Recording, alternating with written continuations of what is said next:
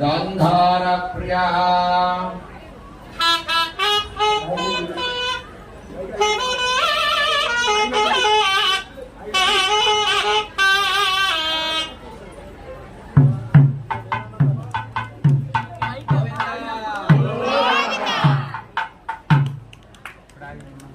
ఇంకొక శ్లోకం చదువుతానండి. అది కళ్యాణ పైకి లేచి మనం గరుత్మంతుడు ఉద్వాసం చెప్పుకుందాం.